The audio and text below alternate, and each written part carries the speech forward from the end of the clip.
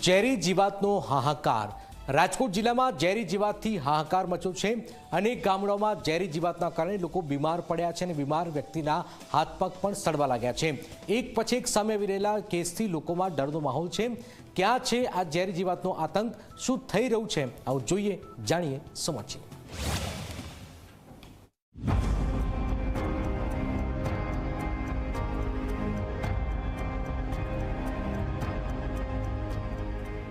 રાજકોટ જિલ્લાના ગ્રામ્ય વિસ્તારોમાં ઝેરી જીવાતનો હાહાકાર મચ્યો છે।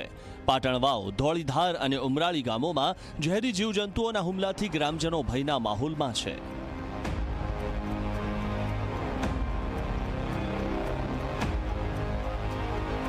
પાટણ વાવ ગામથી શરૂ થયેલો આ આતંક હવે જામકંડોરણા તાલુકાના ધોળીધાર અને જેતપુર તાલુકાના ઉમરાળી ગામ સુધી ફેલાયેલો છે।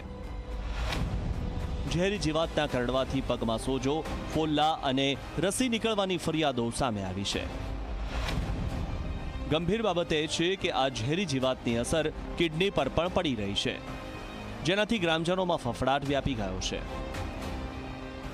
ગ્રામજનોમાં થોડોક ભયનો માહોલ છે કે આ જીવજંતુ શું છે, ખરેખર ખબર નથી કોઈ વ્યક્તિને કે આ જીવાત કઈ પ્રકારની છે। અને અત્યારે અમારા કામગીરીમાં તો જે ફોગિંગ કરવાનું આ તે બધું ચાલુ કરી દીધું છે। લોકોને સાવચેતીમાં અત્યારે જીવાતની ખબર નથી, એટલે અત્યારે જે વરસાદનું પાણી ભર્યું હોય, જે તે વસ્તુમાં પૂરા થઈ ગયા હોય કે પાણી ભરેલું હોય, ગંદુ પાણી હોય, એનો નિકાલને સ્વચ્છતાનો કાર્યક્રમ ચાલુ જ છે। આ ઝેરી જીવાતનો શિકાર બનેલા દર્દીઓને ખાનગી હોસ્પિટલોમાં ખસેડવામાં આવી રહ્યા છે। આરોગ્ય વિભાગે આ ગંભીર પરિસ્થિતિને ધ્યાને લઈને ફોગિંગ અને દવાના છંટકાવની કામગીરી શરૂ કરી છે।